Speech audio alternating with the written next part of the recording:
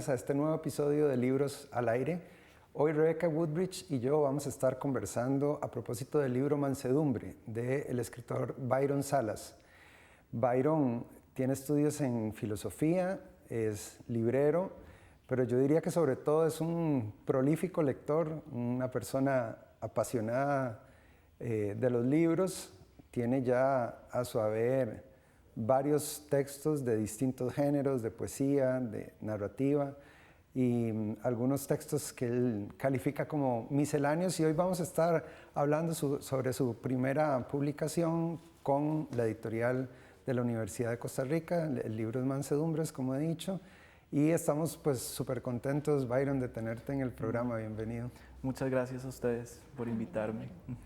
Tal vez podemos comenzar conversando sobre eso, sobre tus tránsitos entre géneros. Vos comenzaste publicando narrativa, muy jovencito ganaste el Premio Nacional Aquileo Echeverría con un libro de narrativa, pero luego te has ido desplazando entre géneros y en la última época has publicado sobre todo poesía, y a mí me interesa saber cómo ha sido ese tránsito para vos. Sí, es un tránsito como solo a medias, digamos, porque en realidad yo siempre, o cuando me lo preguntan, yo siempre he dicho que yo empecé a escribir haciendo versos, es decir, haciendo poesía, o lo que yo entendía o pensaba que podía ser poesía en ese momento.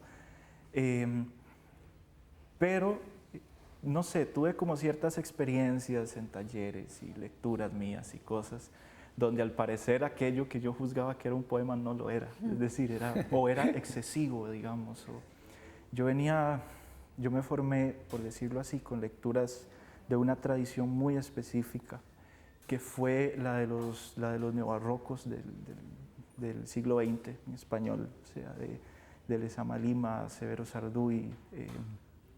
Así que siento que marcaron muy fuerte la idea que tengo de la poesía, de las palabras, y como que en ese momento en que yo asistía a ciertos talleres o compartía mis poemas con otras personas de mi generación, pues no se estilaba mucho escribir de esa manera, es decir, íbamos en dirección opuesta. Y siempre he pensado que el camino para poder llegar yo nuevamente a la poesía fue dar ese rodeo a través de la narrativa. Es decir, erróneamente se podría pensar que una poesía que tienda a ser barroca es así porque no se mide, digamos, en lo que dice o en la manera en que lo pone. Exacto. Pero no, al contrario, requiere una contención muy grande. Así que siento que un libro como el primero mío, el que ganó el premio de Mercurio en Primavera, fue una especie de purga. Entonces es un libro que a estas alturas, no sé, no quiero ni abrirlo, pero bueno, supongamos que todavía tiene cosas. ¿Y cómo purga? ¿Por qué decís purga? Digo purga porque en Mercurio hay ciertos vicios, digámoslo así, y está el vicio de creer precisamente lo que acabo de decir, que ser barroco es decir las cosas como se me da la gana. Tal vez no se note, tal vez sea como una especie de cercanía demasiado grande que uno tiene con lo que hace, pero yo lo percibo así, es decir, creo que Mercurio me di como la libertad de hacer las cosas como pensaba que tenían que hacerse en ese momento. Ahí está, es decir, esa prosa totalmente desbandada, digamos, que luego no me atreví a hacer como más. Menos editada, decís. Sí, totalmente, como menos editada, más irresponsable, diría yo. Una frase irresponsable. Que a veces resulta, y a veces todavía la cultivo, pero de una manera, no sé. Hay algo de eso que conversábamos fuera de cámaras que está en este libro, algo de esas idas y venidas con la narrativa, que vos decías que el libro Mansedumbre está escrito en un registro en el cual uno se va asumiendo como en un magma de palabras. Sí, ¿verdad? Porque bueno, a diferencia de pronto otros poemarios que tienen un poema y luego otro y luego otro, ¿verdad? Este tiene esas secciones, y particularmente me llamó a mí la atención en la segunda, que te montás esperando, porque sí tiene ciertas divisiones, ¿verdad? Te montás esperando eso, como de aquí comienza una cosa y luego termina y luego comienza otra. Pero más bien es como un río, ¿verdad? Un río, eso. Claro. Ajá. Sí, yo creo que, a ver, esa segunda sección de Mansedumbre, que se llama Médanos, es un solo poema. Uno podría decir que es un solo poema. Sí, así lo leí. Mis poemas difícilmente tienen título. No creo en el poema como esa unidad cerrada que se nos suele dar, ¿verdad? Como el poema que tiene un tema, como un pedazo de texto escrito en verso que tiene un tema y que comienza, expande ese tema y luego lo concluye. Eso no es para mí un poema que me interese. Entonces lo que hay en médanos que usa precisamente, es decir, los médanos son, por decirlo así, dunas de arena que sobresalen en el mar, digamos, en la distancia. Esa ondulación es lo que intenta ese poema. Es decir, ir como en esa especie de movimiento, o sea, es un poema que intenta tener ese movimiento y lo que intenta es empezar a delinear un paisaje que es a la vez interior y exterior, es decir, empieza esta conversación con el mundo y para hacerlo, pues necesita, y ahí es donde yo agradezco profundamente a estos maestros, digamos, que nunca conocí, su habilidad con las palabras, de la cual yo aprendí tanto. Es decir, solo se puede decir estos intersticios de las cosas a través de un forzamiento grande, digamos, del lenguaje, que si no se lo propone la poesía, no se lo va a proponer nadie, porque eso no le toca a la novela, ni le toca al cuento, ni le toca al ensayo, es decir, le toca a la poesía. Sí, creo que eso contesta lo que preguntaba, ¿no? De ¿por qué oscilas de un género al otro? Porque hay algo que te da este género que no te da a nosotros. Vamos a continuar hablando sobre ese registro y sobre el modo en que lo cultiva Byron Salas en su poesía, ese registro de una palabra que se envuelve sobre sí misma cuando regresemos de la pausa.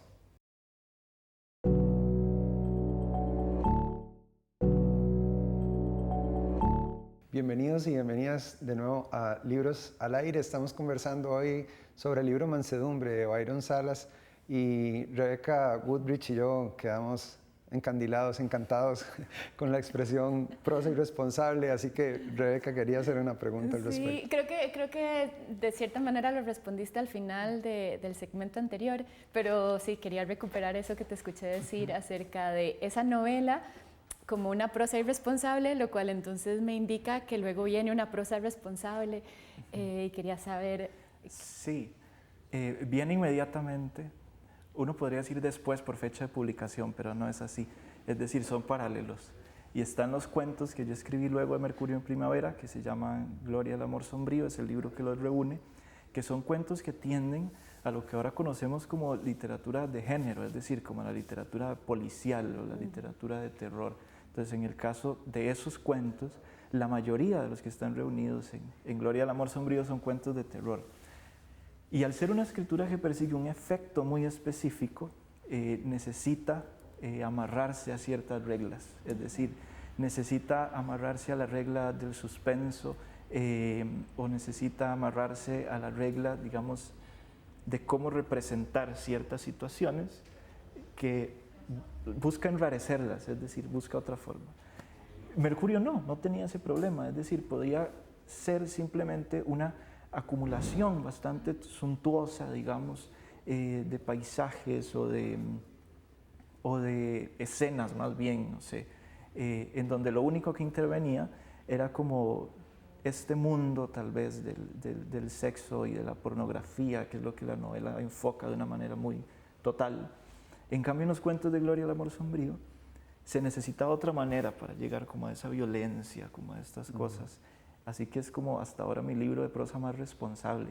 Los que vinieron luego, que son en prosa, los que yo llamo misceláneas precisamente, son como una síntesis, digamos, de las dos. E incluso me parece que cuando son irresponsables están siendo tremendamente responsables. Es decir, ya se cruzó un umbral donde no existe más esa libertad, por decirlo así, digamos, esa libertad que al final de cuentas es no saber hacer las cosas o no saber hacer todo como se tiene en el primer libro, o sea, como se tiene en el momento del Estamos hablando a propósito de mansedumbre y sin embargo vean que nos hemos ido varias veces hacia otros libros, sigámoslo haciendo, porque yo creo que un elemento que aparece aquí como una fuerza expresiva particular y que genera una atmósfera en la que uno se mete, ¿verdad? Se va de raid ahí en el libro, es todo este asunto de lo animal y del mundo natural. Hay un abordaje muy particular de eso en tu libro en el que en el que la aproximación no es temática para explicarle a la gente que nos está viendo, ¿verdad? No es que Byron se pone a hablar sobre esas cosas, sino que nos mete en esas cosas. ¿Cuál es el rol que vos pensás que juega ese mundo de lo natural y de lo animal en tu trabajo? Después de muchos años he llegado a la conclusión que es el centro, digamos, de mi trabajo. Por todo, digamos, por esos 2 libros que estuvieron al principio, se pudo haber pensado que no, o sea, que tal vez yo iba a hacer un tipo de literatura mucho más predecible en sus temas o en sus cosas, pero no fue así, es decir, la escritura solo ella sabe su camino, ¿no? Te fue llevando hacia otra cosa. Exacto. Entonces, por ejemplo, al final de los cuentos de Gloria el amor sombrío, para ir como respondiéndote de esta forma, hay un texto en particular que se llama Zacate Estrella, que no se sabe muy bien si debería estar en ese libro de cuentos o si no, porque es un texto lírico sobre la memoria, básicamente. Es como reencontrarme con el paisaje donde crecí, básicamente. Es decir, no con temas o cosas que estaban en Atenas, que es el lugar donde yo vivo todavía hoy, sino, es decir, ver como cosas que me eran familiares y que formaban parte de un mundo compartido, que no era solo humano, es decir, que era animal y que era vegetal, por decirlo de alguna forma. Y ahora, no sé, de la misma filosofía se nos dice mucho, ¿no? Hay formas distintas de relacionarnos con esto que no son las usuales, ¿verdad? Y las hemos redescubierto, pero la poesía siempre lo hizo.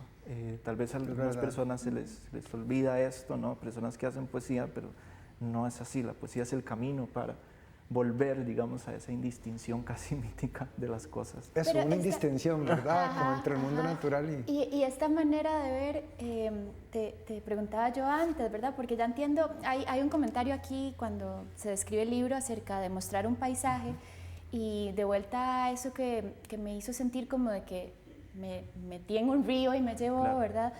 A mí me parecía que más que mostrar, lo que hace es que te mete adentro, ¿verdad? Que ya no estás como viendo desde lejos y para mí paisaje tiene la implicación de esa mirada, claro, de alguien que se separa, de un todo que ve y que está en esa relación contraria. Y más bien para mí es esto, ¿verdad? Vos casi que estás como buscando deshacerte y uno un poquito se deshace entre los gusanos y claro, las hojas del limonero y el... Es un paisaje dentro del cual estamos, ¿verdad? Que entonces deja de ser paisaje, diría yo, porque sí, ya no tiene esa... Sí, estamos hundidos ahí en ese mundo de hojas y de se vuelve agua, como mundo, por decirlo de alguna forma. Como mundano, ¿verdad? Como, ahora, totalmente, o sí. Si lo mundano es... Claro. Se vuelve, y es que para mí el poema tiene que ser eso, es decir, para mí el poema no es lenguaje, el poema es un espacio, es decir, es una morada, por decirlo de alguna forma. Ay, qué bonito. Y el trabajo del poema es lograr, digamos, que al leerlo, quien lo lee pueda ingresar, digamos, en ese espacio, que el texto pueda ser como un refugio, digamos, donde está. Entonces, no es buscar temáticamente, no sé, por ejemplo, los gatos que son omnipresentes en lo que yo hago. Es decir, los gatos son una convivencia, es decir, más que algo de lo que soy espectador. Igual el vegetal o la hormiga o los pájaros, digamos, que cuando uno empieza como realmente a notar que están ahí, se olvida totalmente de la noción de soledad, por ejemplo, porque en realidad nunca se está solo. Es decir, lo que hay es no reconocimiento de lo que está ahí, pero siempre se está acompañado. Y la poesía, que es un arte de indicios para mí, de microscopía, es decir, es como buscar con lupa esos indicios que son lo que permite entenderse uno mismo como indicios, es decir, como restos de una historia personal que de pronto no es personal, sino que es una historia comunitaria, pero esa comunidad trasciende no solo lo humano, sino lo vivo, es decir, esa comunidad es una comunidad de muertos también, si querés, de recuerdo, de memoria. Pero también como de un humus, ¿verdad? Porque totalmente. Me parece que de lo que vas contando es eso, de hojas que caen, de animales que mueren, de... Sí, es el tiempo de las estaciones, digamos, es un tiempo estacional que tiene este tipo de marcas y que no tiene, digamos, forzosamente la marca del reloj o del calendario, sino que busca como liberarse, digamos, hacia ahí. Y para mí el animal, o sea, si lo puedo resumir de alguna forma con todo esto del paisaje, que no es paisaje, yo siempre lo recuerdo con algo que dice Mircea Eliade al inicio de lo sagrado y lo profano, porque dice lapidariamente que el lugar de lo sagrado se lo revela solo el animal al humano. El humano no lo encuentra por sí mismo, lo encuentra a través del animal, en tanto que teológicamente el animal es puro, es decir, es fiel siempre a su naturaleza, que no estaría corrupta, digamos. Dejemos ahí esa idea tan sugerente, esa imagen tan bonita de Mircea Eliade y vamos a un momento a la pausa y al regresar seguimos hablando de esta concepción de la poesía de Byron.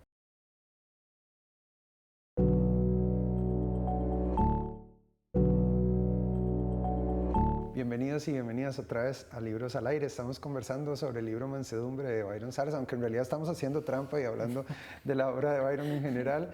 Pero antes de la pausa estábamos conversando, Rebeca, acerca de el rol del lenguaje y cómo lo entiende esta idea hermosa del poema como una morada en la que uno puede entrar. Y estábamos conversando en la pausa sobre esta discusión acerca del lenguaje y cómo lo entiende Byron. Creo que querías preguntar algo en esa dirección. Sí, nos estabas contando, mejor lo decís vos, porque era algo acerca de que el poema no es lenguaje, aunque esté hecho de lenguaje, y de unas discusiones que tenés con colegas, digamos, ¿verdad? Entonces queríamos hablar sobre esa discusión. Claro, esto lo he conversado en varias ocasiones, digamos, que tiene que ver con lo que vos decís, como que el poema es una estancia más bien. Porque, a ver, el poema es una intuición, digamos, muy desnuda, si se quiere ver así, no sé. Y tampoco es algo en ese sentido esotérico, es decir, es algo que de pronto te interpela. En mi caso tiene que ver mucho con estos mundos animales y vegetales que constantemente observo y por eso he hablado de una microscopía, ¿no? O sea, algo que ahí de pronto te toma. Esa sensación de ser como tomado, fascinado por algo, en principio es algo en bruto. Siempre recuerdo una imagen de un poema de Emily Dickinson donde habla que cuando se saca algo de la fragua no tiene forma, es decir, es un resplandor. Es como un calor blanco simplemente, al que luego el herrero le da su forma. Es decir, eso es para mí un poema, ¿no? Entonces, esa fragua, ese calor blanco del que habla Emily Dickinson, es la poesía propiamente. Antes es decir, de que se convierta en... Antes. Luego viene el lenguaje, que es esta herramienta que nosotros tenemos, por decirlo de alguna forma, y ordena un poco las cosas. Lo que es fascinante con el lenguaje y con las palabras es que está lleno de huecos, es decir, está lleno de fisuras por donde uno puede volver, si logra ver como estos indicios y estas cosas, a ese estado, digamos, primario, a ese resplandor blanco. Y si la poesía no hace eso, pues no es poesía, me parece. Es decir, no sé, puede ser otra cosa, una novela, un cuento, pero eso es lo propio de la poesía. Y en ese sentido no es, digamos, el texto impreso, no es el lenguaje, sino fue como ese momento de fascinación que intenta traducirse en un poema. ¿Y qué pensás, para ponernos así, peleonas, qué pensás de esa renuncia en la poesía contemporánea a entender así el oficio? Como me parece, hay una renuncia, ¿no? Sí, hay una renuncia que uno podría decir así, de una manera un poco laxa, como un giro, no sé, antimetafórico, digamos, es decir, es antimetafórico. Y se piensa... ¿Qué quieres decir por antimetafórico? Antimetafórico, o sea, me refiero, se piensa que si las cosas se mencionan con los nombres de cada cosa, los que supuestamente le corresponden a cada cosa, tanto mejor. Es mejor porque es más cercano, o está este nombre horroroso, ¿verdad?, que viene de la literatura gringa, que es como lo de la nueva sinceridad, es decir, que es no sé, es como abominable, me parece a mí en la poesía, porque la poesía no es sincera, es decir, le tocarán otros ámbitos, el de la verdad, por ejemplo. Pero la sinceridad de los políticos, ¿no? Exacto, totalmente. Así que me parece como una decisión, es como un poco cobardía, ¿no? Es decir, si la poesía realmente quiere asumirse como tal, no puede renunciar a la metáfora y no puede renunciar al peso que tiene la verdad sobre ella. Porque para eso ya tenemos el lenguaje cotidiano, ¿no? Totalmente. Y el poema se instala en otro lugar. Es decir, el lugar del poema es otro. El siglo XX nos dijo que no, que el poema ya no era sacro. A mí me parece que sí y que hay que devolverlo, digamos, a ese lugar. Muy bien. Uy, vos nos hablabas de, ahora que decís la palabra sacro, nos hablabas de algo devocional Sí. en tu poemario o en tu poesía en general. Sí, yo creo que yo soy un poeta religioso. Yo creo que yo soy un poeta religioso.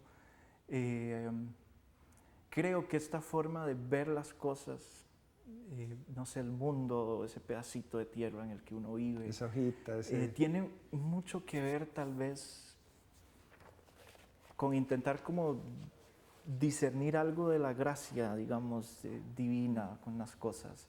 Es decir, algo que es completamente gratuito, por decirlo así, donado al mundo, a uno que lo puede contemplar y que usualmente queda oculto.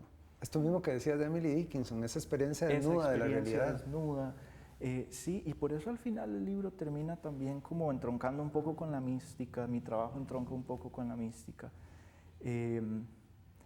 Lo que pasa es que mi ruta para llegar hacia esa poesía religiosa es estos, digamos, lo que un teólogo diría, estos seres periféricos. Es decir, que ya casi se nos acaba el tiempo, pero yo creo que hay que... Estábamos comenzando. Estábamos comenzando. Yo creo que hay que hablar de Cleo, ¿verdad? Claire. Que está ahí en la portada del libro, pero que además es objeto de unos versos preciosos y que le contamos rápidamente a la gente que nos ve que Rebeca y yo asumíamos que se había muerto el gato y nos contabas que no. No está muerto, todavía está ahí. He perdido otros dos, pero él todavía está ahí. Es decir, yo convivo con los gatos de una manera muy, no sé, se han convertido como en guías para mí, son como Virgilios, digamos, en este mundo de la poesía o del vivir, digamos, estas cosas. Claire en particular lo fue durante cierto periodo de tiempo en el que fue muy intenso, muy salvaje, digamos, porque él es un gato de afuera, del monte, no como los otros. Pero siempre en relación con los gatos recuerdo algo que decía María Zambrano, y era que los gatos son la perfección de algo, decía ella. Un gato es la perfección de algo, o sea, lo que llegó ahí. Y yo que convivo con ellos diariamente, es eso, o sea, es decir, es como imposible de transmitírselo a alguien que no haya vivido con un gato cotidianamente, pero un gato es la perfección de algo. Y la sensación es siempre que el gato sabe más de lo que vos estás haciendo que vos mismo. Así que por eso aparecen en todo momento, y no como mascotas, sino como una especie de guardianes o de diositos lares que están ahí en la casa.